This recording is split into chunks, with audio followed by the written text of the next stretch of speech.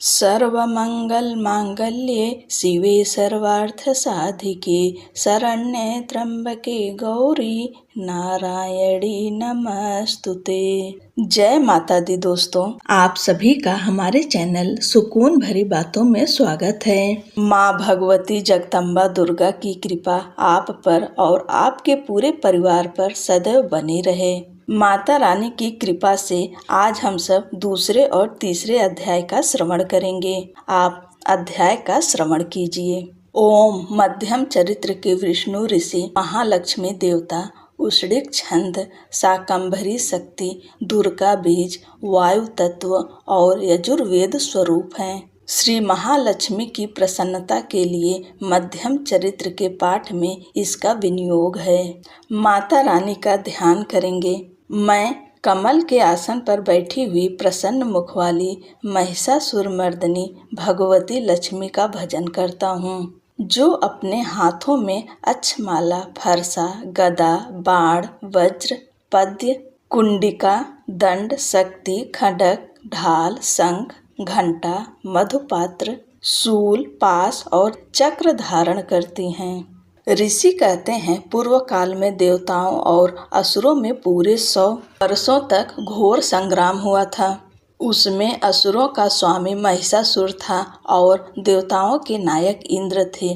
उस युद्ध में देवताओं की सेना महाबली असुरों से परास्त हो गई। संपूर्ण देवताओं को जीतकर महिषासुर इंद्र बन बैठा। तब पराजित देवता प्रजापति ब्रह्मा जी को आगे करके उस स्थान पर गए जहाँ भगवान शंकर और विष्णु विराजमान थे। देवताओं ने महिषासुर के पराक्रम तथा अपनी पराजय का यथावत वृत्तांत उन दोनों देवेश्वरों से विस्तार पूर्वक कह सुनाया। वे बोले, भगवान महिषासुर सूर्य, इंद्र, अग्नि, वायु, चंद्रमा, यम, वरुण तथा अन्य देवताओं के भी अधिकार छीनकर स्वयं ही सबका अधिष्ठाता बन बैठा है। उस दुरात्मा महिष ने समस्त देवताओं को स्वर्ग से निकाल दिया है। अब वे मनुष्यों की भांति पृथ्वी पर विचरते हैं।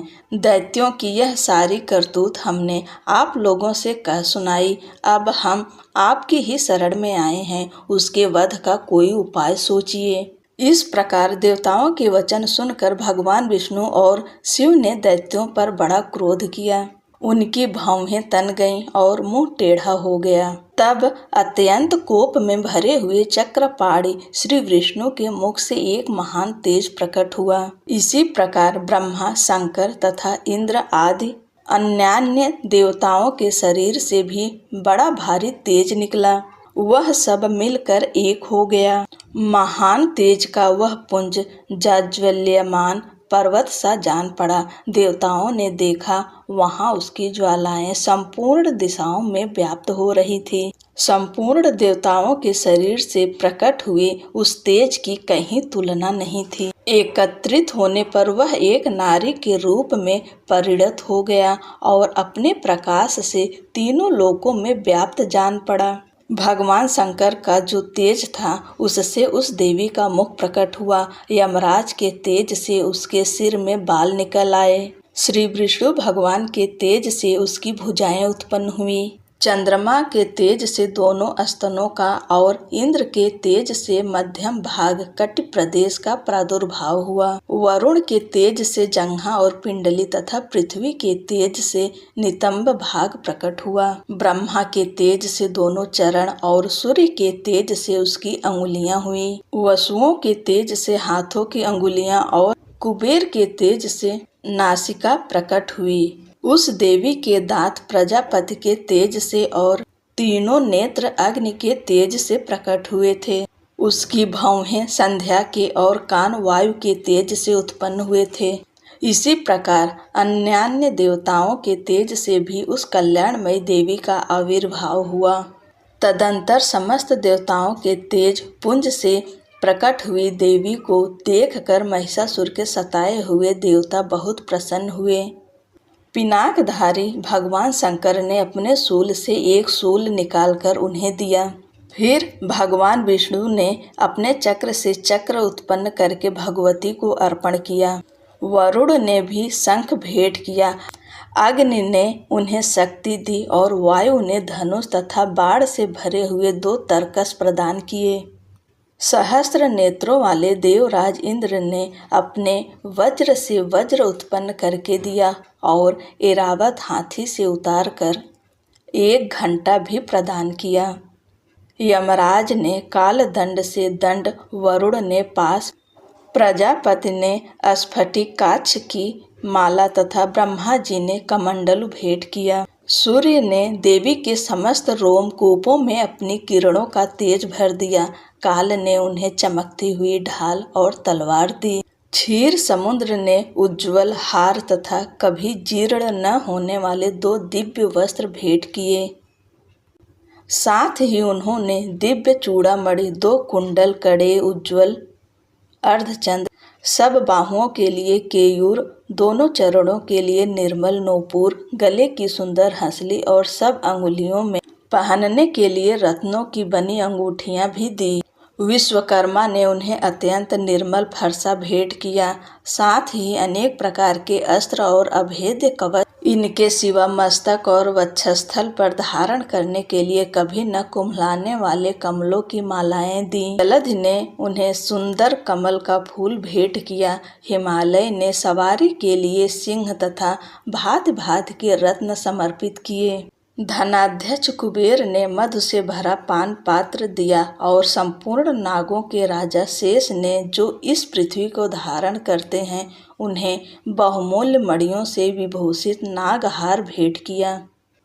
इसी प्रकार अन्य देवताओं ने भी आभूषण और अस्त्र शस्त्र देकर देवी का सम्मान किया। तत्पश्चात उन्होंने बारंबार अट्टहास पूर्वक उच्च स्वर से गर्जना की। उनके भयंकर नाद से संपूर्ण आकाश गूंज उठा। देवी का वह अत्यंत उच्च स्वर से किया हुआ सिंहनाद कहीं समा न सका। आकाश उसके सामने लघु प्रतीत होने लगा। उससे बड़े जोर की प्रतिध्वनि हुई, जिससे संपूर्ण विश्व में हलचल मच गई और समुद्र कांप उठे, पृथ्वी डोलने लगी और समस्त पर्वत हिलने लगे। उस समय देवताओं ने अत्यंत प्रसन्नता के साथ सिंहवाहिनी भवानी से कहा, देवी तुम्हारी जय हो। साथ ही महर्षियों ने भक्ति भाव से विनम्र होकर उनका स्तुति किया। संपूर्ण त्रिलोकी को क्षोभग्रस्त देख दैत्यगण अपनी समस्त सेना को कवच आदि से सुसज्जित कर हाथों में हथियार ले सहसा उठ खड़े हो गए।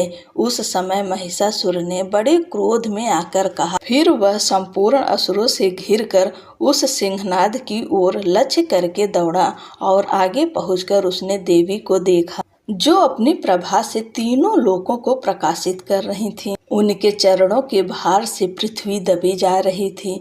माथे के मुकुट से आकाश में रेखा सी खींच रही थी तथा वे अपने धनुष की टंकार से 7 पातालों को क्षुब्ध किए देती थी। देवी अपनी हजारों भुजाओं से संपूर्ण दिशाओं को आच्छादित करके खड़ी थीं। तदंतर उनके साथ दैत्यों का युद्ध छिड़ गया। नाना प्रकार के अस्त्र और शस्त्रों के प्रहार से संपूर्ण दिशाएं उद्भासित होने लगी। चिच्छुर नामक महान असुर महिषासुर का सेना नायक था। वह देवी के साथ युद्ध करने लगा। अन्य दैत्यों की चतुरंगिणी सेना साथ लेकर चामर भी लड़ने लगा। 60,000 रथियों के साथ आकर उदग्र नामक महादैत्य ने लोहा लिया। 1 करोड़ रथियों को साथ लेकर महाहनु नामक दैत्य युद्ध करने लगा, जिसके रोए तलवार के समान तीखे थे। वह असिलोमा नामक महादैत्य 5 करोड़ रथी सैनिकों सहित युद्ध में आ डटा। 60 लाख रथियों से घिरा हुआ बास्कल नामक दैत्य भी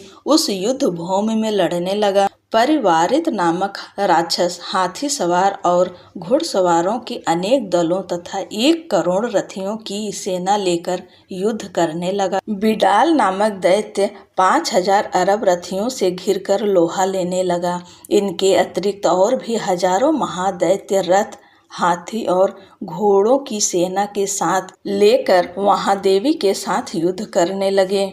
स्वयं महिषासुर उस रणभूमि में कोटि कोटि सहस्र रथ, हाथी और घोड़ों की सेना से घिरा हुआ खड़ा था। वे दैत्य देवी के साथ तोमर, भिंदीपाल, शक्ति, मूसल, खड्ग, परशु और पट्टिस आदि अस्त्र शस्त्रों का प्रहार करते हुए युद्ध कर रहे थे। कुछ दैत्यों ने उन पर शक्ति का प्रहार किया, कुछ लोगों ने पास फेंके तथा कुछ दूसरे दैत्यों ने खड्ग प्रहार करके देवी को मार डालने का उद्योग किया। देवी ने भी क्रोध में भरकर खेल खेल में ही अपने अस्त्र शस्त्रों की वर्षा करके दैत्यों के समस्त अस्त्र शस्त्र काट डाले।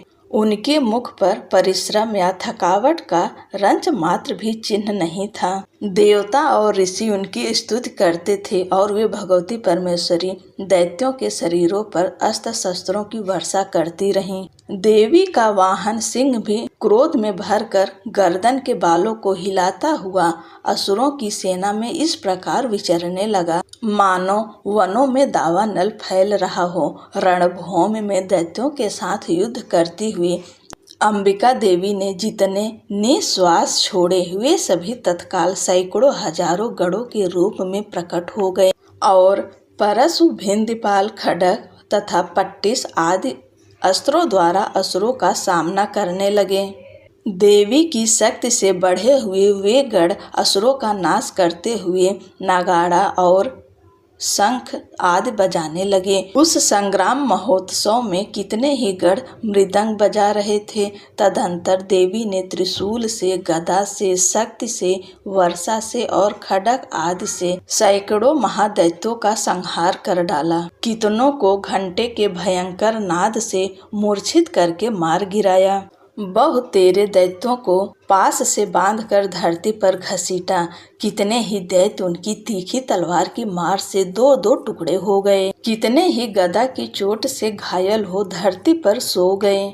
कितने ही मूसल की मार से अत्यंत आहत होकर रक्त वमन करने लगे। कुछ दैत्य शूल से छाती फट जाने के कारण पृथ्वी पर ढेर हो गए। उस रणांगण में बाढ़ समूहों की वृष्टि से कितने ही असुरों की कमर टूट गई। बाज की तरह झटपटाने वाले देवी पीड़क दैत्यगण अपने प्राणों से हाथ धोने लगे। किन्हीं की बाहें छिन्न भिन्न हो गईं, कितनों की गर्दनें कट गईं, कितने ही दैत्यों के मस्तक कट कट कर गिरने लगे। कुछ लोगों के शरीर मध्य भाग में ही विदीर्ण हो गए। कितने ही महादैत्य जांघें कट जाने से कितनों को ही देवी ने एक बांह, एक पैर और एक नेत्र वाले करके दो टुकड़े में चीर डाला। कितने ही दैत्य मस्तक कट जाने पर पृथ्वी पर गिर पड़े, भी गिरकर फिर उठ जाते और केवल धड़ के ही रूप में अच्छे अच्छे हथियार हाथ में ले देवी के साथ युद्ध करने लगते थे। दूसरे कबंध युद्ध के बाजों की लय पर नाचते थे। कितने ही बिना सिर के धड़ हाथों में खड्ग, शक्ति और रिष्ट लिए दौड़ते थे तथा दूसरे दूसरे महादैत्य ठहरो ठहरो यह कहते हुए देवी को युद्ध के लिए ललकारते थे। वहाँ की धरती देवी के गिराए हुए रथ, हाथी, घोड़े और असुरों की लाशों से ऐसी पट गई थी कि वहाँ चलना फिरना असंभव हो गया था। दैत्यों की सेना में हाथी, घोड़े और असुरों के शरीर से इतनी अधिक मात्रा में रक्तपात हुआ था कि थोड़ी ही देर में वहाँ खून की बड़ी बड़ी नदियाँ बहने लगी। जगदम्बा ने असुरों की विशाल सेना को क्षण भर में नष्ट कर दिया।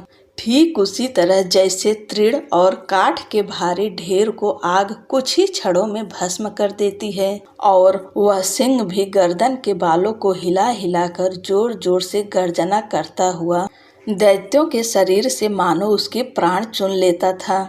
वहाँ देवी के गणों ने भी उन महादैत्यों के साथ ऐसा युद्ध किया जिससे आकाश में खड़े हुए देवतागण उन पर बहुत संतुष्ट हुए और फूल बरसाने लगे।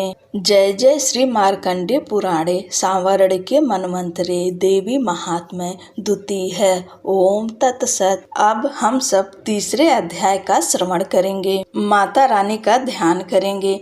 जगदम्बा के श्री अंगों की कांति उदय काल के सहस्त्रों सूर्यों के समान है। वे लाल रंग की रेशमी साड़ी पहने हुए हैं। उनके गले में मुंडमाला शोभा पा रही है। दोनों स्तनों पर रक्त चंदन का लेप लगा है। वे अपने कर कमलों में जप मालिका, विद्या और अभय तथा वर नामक मुद्राएं धारण किए हुए हैं। 3 नेत्रों से सुशोभित मुखार विंद की बड़ी शोभा हो रही है। उनके मस्तक पर चंद्रमा के साथ ही रत्नमय मुकुट बंधा है तथा वे कमल के आसन पर विराजमान हैं। ऐसी देवी को मैं भक्ति पूर्वक प्रणाम करता हूँ। ऋषि कहते हैं, दैत्यों की सेना को इस प्रकार तहस नहस होते देख महादैत्य सेनापति चिच्छुर क्रोध में भरकर अंबिका देवी से युद्ध करने के लिए आगे बढ़ा। वह असुर रणभूमि में देवी के ऊपर इस प्रकार बाणों की वर्षा करने लगा जैसे बादल मेरुगिरि के शिखर पर पानी की धार बरसा रहा हो। तब देवी ने अपने बाणों से उसके बाण समूहों को अनायास ही काटकर उसके घोड़ों और सारथियों को भी मार डाला। साथ ही उसके धनुष तथा अत्यंत ऊंची ध्वजा को भी तत्काल काट गिराया। धनुष कट जाने पर उसके अंगों को अपने बाणों से बेंध डाला। धनुष, रथ, घोड़े और सारथी के नष्ट हो जाने पर वह असुर ढाल और तलवार लेकर देवी की ओर दौड़ा। उसने तीखी धार वाली तलवार से सिंह के मस्तक पर चोट करके देवी की भी बाईं भुजा में बड़े वेग से प्रहार किया। राजन, देवी की बाह पर पहुँचते ही वह तलवार टूट गई। फिर तो क्रोध से लाल आंखें करके उस राक्षस ने शूल हाथ में लिया और उसे उस महादैत्य ने भगवती भद्रकाली के ऊपर चलाया। वह शूल आकाश से गिरते हुए सूर्यमंडल की भांति अपने तेज से प्रज्वलित हो उठा। उस शूल को अपनी ओर आते देख देवी ने भी शूल का प्रहार किया। उससे राक्षस के शूल के सैकड़ों टुकड़े हो गए। साथ ही महादैत्य चिच्छुर की भी धज्जियां उड़ गईं। वह प्राण से हाथ धो बैठा। महिषासुर के सेनापति उस महापराक्रमी चिच्छुर के मारे जाने पर देवताओं को पीड़ा देने वाला चामर हाथी पर चढ़कर आया। उसने भी देवी के ऊपर शक्ति का प्रहार किया, किंतु जगदम्बा ने उसे अपने हुंकार से ही आहत एवं निष्प्रभ करके तत्काल पृथ्वी पर गिरा दिया। शक्ति टूटकर गिरी हुई देख चामर को बड़ा क्रोध हुआ। अब उसने शूल चलाया, किंतु देवी ने उसे भी अपने बाणों द्वारा काट डाला। इतने में ही देवी का सिंह उछलकर हाथी के मस्तक पर चढ़ बैठा और उस दैत्य के साथ खूब जोर लगाकर बाहुयुद्ध करने लगा। वे दोनों लड़ते लड़ते हाथी से पृथ्वी पर आ गए। अत्यंत क्रोध में भरकर एक दूसरे पर बड़े भयंकर प्रहार करते हुए लड़ने लगे। तदंतर सिंह के बड़े वेग से आकाश की ओर उछला और उधर से गिरते समय उसने पंजों की मार से चामर का सिर धड़ से अलग कर दिया। इसी प्रकार उदग्र भी शिला और वृक्ष आदि की मार खाकर रणभूमि में देवी के हाथ से मारा गया तथा कराल भी दांतों, मुक्कों और थप्पड़ों की चोट से धराशायी हो गया। क्रोध में भरी हुई देवी ने गदा की चोट से उद्धत का कचूमर निकाल डाला। भिंदपाल से वासकल को तथा बाणों से ताम्र और अंधक को मौत के घाट उतार दिया। 3 नेत्रों वाली परमेश्वरी ने त्रिशूल से उग्रास्य, उग्रवीर तथा महाहनु नामक दैत्यों को मार डाला। दुर्धर और दुर्मुख इन दोनों को भी अपने बाणों से यमलोक भेज दिया। इस प्रकार अपनी सेना का संहार होता देख महिषासुर ने भैंसे का रूप धारण करके देवी के गढ़ों को त्रास देना आरंभ किया। किन्हीं को थूथन से मारकर, किन्हीं के ऊपर खुरों का प्रहार करके, किन्हीं किन्हीं को पूंछ से चोट पहुंचाकर, कुछ को सींगों से विदीर्ण करके, कुछ गढ़ों को वेग से, किन्हीं को सिंहनाद से, कुछ को चक्कर देकर और कितनों को निश्वास वायु के झोंके से धराशायी कर दिया। इस प्रकार गढ़ों की सेना को गिराकर वह असुर महादेवी के सिंह को मारने के लिए झपटा। इससे जगदम्बा को बड़ा क्रोध हुआ। उधर महापराक्रमी महिषासुर भी क्रोध में भरकर धरती को खुरों से खोदने लगा तथा अपने सींगों से ऊंचे ऊंचे पर्वतों को उठाकर फेंकने और गरजने लगा। उसके वेग से चक्कर देने के कारण पृथ्वी क्षुब्ध होकर फटने लगी। उसकी पूंछ से टकराकर समुद्र सब ओर से धरती को डुबोने लगा। हिलते हुए सींगों के आघात से विदीर्ण होकर बादलों के टुकड़े टुकड़े हो गए। उसके श्वास की प्रचंड वायु के वेग से उड़े हुए सैकड़ों पर्वत आकाश से गिरने लगे। इस प्रकार क्रोध में भरे हुए उस महादैत्य को अपनी ओर आते देख चंडिका ने उसका वध करने के लिए महान क्रोध किया। उन्होंने पास फेंककर उस महान असुर को बांध लिया। उस महासंग्राम में बध जाने पर उसने भैंसे का रूप त्याग दिया और तत्काल सिंह के रूप में वह प्रकट हो गया। उस अवस्था में जगदम्बा ज्यों ही उसका मस्तक काटने के लिए उद्यत हुई, त्यों ही वह खंडकधारी पुरुष के रूप में दिखाई देने लगा। तब देवी ने तुरंत ही बाणों की वर्षा करके ढाल और तलवार के साथ उस पुरुष को भी बींध डाला। इतने में ही वह महान गजराज के रूप में परिणत हो गया तथा अपनी सूंड से देवी के विशाल सिंह को खींचने और गर्जने लगा। खींचते समय देवी ने तलवार से उसकी सूंड काट डाली। तब उस महादैत्य ने पुनः भैंसे का शरीर धारण कर लिया और पहले की ही भांति चराचर प्राणियों सहित तीनों लोगों को व्याकुल करने लगा। तब क्रोध में भरी हुई जगन माता चंडिका बारंबार उत्तम मधु का पान करने और लाल आंखें करके हंसने लगी। उधर वह बल और पराक्रम के मद से उन्मत्त हुआ राक्षस गर्जने लगा और अपने सींगों से चंडी के ऊपर पर्वतों को फेंकने लगा। उस समय देवी अपने बाणों के समूहों से उसके फेंके हुए पर्वतों को चूर्ण करती हुई बोली। बोलते समय उनका मुख मधु के मद से लाल हो रहा था और वाणी लड़खड़ा रही थी। देवी ने कहा, ओ मूढ़, मैं जब तक मधु पीती हूँ तब तक तू क्षण भर के लिए खूब गर्ज ले। मेरे हाथों से यहीं तेरी मृत्यु हो जाने पर अब शीघ्र ही देवता भी गर्जना करेंगे। ऋषि कहते हैं, यूं कहकर देवी उछली और उस महादैत्य के ऊपर चढ़ गईं। फिर अपने पैर से उसे दबाकर उन्होंने शूल से उसके कंठ में आघात किया। उनके पैर से दबा होने पर भी वह महिषासुर अपने मुख से दूसरे रूप में बाहर होने लगा। अभी आधे शरीर से वह बाहर निकलने पाया था कि देवी ने अपने प्रभाव से उसे रोक दिया। आधा निकला होने पर भी वह महादैत्य देवी से युद्ध करने लगा। तब देवी ने बहुत बड़ी तलवार से उसका मस्तक काट गिराया। फिर तो हाहाकार करती हुई दैत्यों की सारी सेना भाग गई तथा संपूर्ण देवता अत्यंत प्रसन्न हो गए। देवताओं ने दिव्य महर्षियों के साथ दुर्गा देवी का स्तवन किया। गंधर्वराज गाने लगे तथा अप्सराएं नृत्य करने लगीं। जय जय श्री मार्कंडेय पुराणे सांवरणिके मन्वंतरे देवी महात्म्य तृतीय है। ओम तत्सत। अब अगला अध्याय अगले की वीडियो में हम लाएंगे। पूरा अध्याय श्रवण करने के लिए आपका बहुत बहुत धन्यवाद। माता रानी अपनी कृपा, अपना आशीर्वाद आप सभी के ऊपर बनाए रखें। जय माता दी।